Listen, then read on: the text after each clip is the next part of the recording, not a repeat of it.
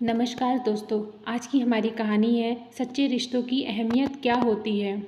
रिया और आकाश बचपन के दोस्त थे।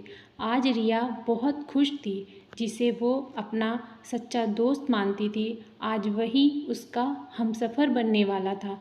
बचपन की ना जाने कितनी यादें हैं जो उसने आकाश के साथ साझा की थी और जिन्हें दोनों याद करके खुश हुआ करते थे।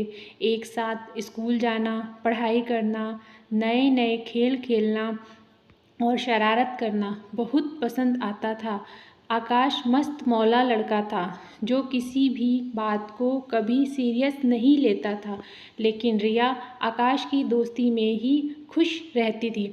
अक्सर ऐसा होता रहता था। जैसे ही रिया की उम्र 22 वर्ष हुई तो घर वाले उसके लिए तरह तरह के रिश्ते देखने लगे, जिनमें डॉक्टर, इंजीनियर, प्रोफेसर भी शामिल थे। लेकिन रिया को कोई पसंद नहीं आता, क्योंकि उसने तो बचपन से ही आकाश को पसंद कर रखा था। लेकिन जैसे ही उसने अपने लिए रिश्ते में आई फ़ोटो में आकाश की फ़ोटो देखी तो मन ही मन लड्डू फूटने लगे, जिसे उसकी सहेली प्रीति ने भी महसूस किया। प्रीति ने रिया से पूछा, क्या बात है, आज तो खुशी पूरे चेहरे पर ही नज़र आ रही है। कल तक बड़े गुस्से में थी तू तो। रिया, अरे गुस्सा किस लिए रहूँगी। प्रीति छेड़ते हुए, अरे बेटा, हमसे तो मत छुपाओ, हमें तो सब कुछ पता है। बस उसी वक्त रिया शर्म से लाल हो जाती है और दौड़कर अपने कमरे में चली गई। आकाश को कभी भी इस बात से फ़र्क नहीं पड़ा कि उसकी शादी रिया से हो या किसी और से। वह तो अपने दोस्तों के साथ ही खुश रहता था और कभी भी घर परिवार की तरफ ध्यान नहीं देता था। देखते ही देखते वह दिन भी आ गया जब रिया और आकाश की धूमधाम से सारे रस्मों के साथ शादी हो गई और रिया अपने नए घर में आ जाती है। शादी को 15 दिन हो गए, लेकिन आकाश का व्यवहार बिल्कुल नहीं बदला।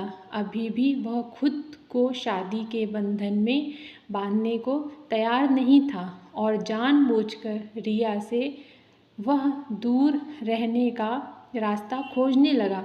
शुरू में तो रिया इस बात को समझ नहीं पाई, लेकिन धीरे धीरे उसने भी महसूस किया कि आकाश अब उसके बचपन वाला दोस्त नहीं रहा, बल्कि वह काफ़ी बदल चुका है। वह तो रिया से ज़्यादा बातें भी नहीं करता था।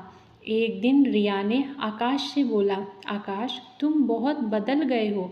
अब तो तुम मुझे देखते भी नहीं और मुझसे बातें भी नहीं करते हो। आकाश गुस्सा करते हुए, देखो रिया, मैं मानता हूँ हम बचपन में अच्छे दोस्त थे, लेकिन अब हम छोटे बच्चे नहीं हैं। मैंने तुमसे शादी अपने माँ पापा के कहने से की है, क्योंकि उनको लगता है कि तुम घर संभालने के लिए परफेक्ट रहोगी। लेकिन इसका मतलब यह नहीं है कि मैं अपनी आज़ादी तुम्हारे हाथों में दे दूँ। यह तुम्हारी सबसे बड़ी गलतफहमी होगी। रिया, तुम मुझे गलत समझ रहे हो।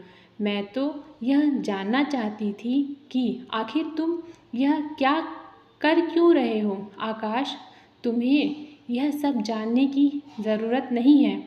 आकाश ऐसा बोलकर वहाँ से निकल जाता है और रिया की आंखों में आंसू भर जाते हैं। अब तो रिया की आदत हो चुकी है अपमान सहने की।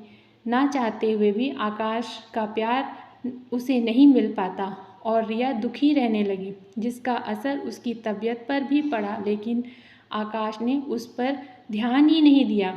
एक दिन आकाश के ऑफिस के कुछ दोस्त उसके घर में लंच के लिए आते हैं, जिसमें रिया तरह तरह के पकवान बनाती है।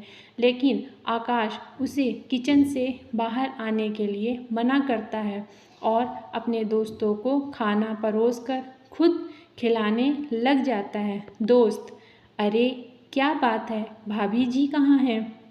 आकाश, अरे यार, उसकी तबीयत ठीक नहीं है। देखो, खाना तो उसी ने बनाया है, लेकिन अभी वह आराम कर रही है। दोस्त, अरे कोई बात नहीं, नहीं, हम भाभी से बाद में मिलेंगे, लेकिन उन्हें यह ज़रूर बता देना कि उनका बनाया खाना हमें बहुत पसंद आया।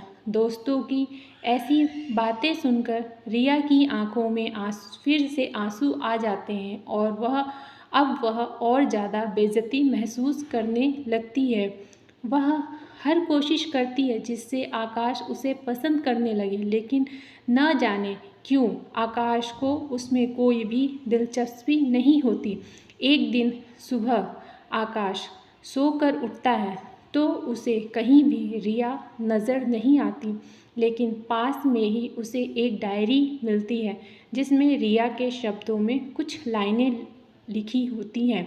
डियर आकाश, मैंने तुमसे इसलिए शादी की थी क्योंकि मुझे ऐसा लगता था कि तुम भी मुझे पसंद करते हो। मैंने हर कोशिश की जिससे तुम खुश रहो और तुम्हारा पूरा ध्यान रख सकूं, लेकिन लगता है मुझ में ही कोई कमी है। इस वजह से मैं कभी भी तुम्हारे करीब ना आ सकी। शादी से लेकर अब तक मैंने अपने अंदर कई बदलाव किए जो तुम्हें पसंद आते, लेकिन तुमने तो कभी ध्यान ही नहीं दिया। तुम्हें पता है मुझे चाय पीना बिल्कुल पसंद नहीं, लेकिन इसलिए चाय पीना शुरू कर दिया क्योंकि तुम्हें चाय पीना पसंद है। मैं तुम्हारी हर पसंद को अपनाना चाहती थी, लेकिन मुझे लगता है कि अब मेरा यहाँ रहना ठीक नहीं होगा। अपना ख्याल रखना और हमेशा खुश रहना। उस डायरी को पढ़कर पहली बार आकाश को यह एहसास हुआ कि आज तक उसने रिया के साथ जैसा भी व्यवहार किया था वह सब गलत था। रिया ने तो उससे ज़्यादा कुछ मांगा भी नहीं। अब आकाश जल्दी जल्दी तैयार होकर रिया के घर पहुंच जाता है। जैसे ही रिया दरवाज़ा खोलती है, रिया आश्चर्य से, तुम यहाँ? आकाश, मैं तुम्हें लेने आया हूँ। रिया हंसते हुए, क्या तुम मजाक कर रहे हो? आकाश, नहीं रिया, तुम्हारे जाने के बाद मुझे तुम्हारी कमी महसूस हुई।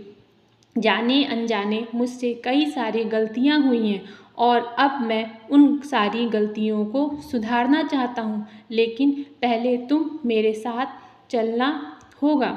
आकाश की ऐसी बातें सुनकर रिया मन ही मन मुस्कुराती है और आकाश के साथ चलने के लिए हामी भर देती है।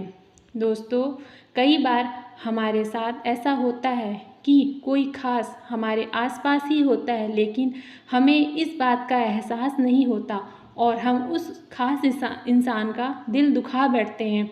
इसलिए हमेशा उस इंसान की कदर करो जो आपकी कदर करता हो। धन्यवाद।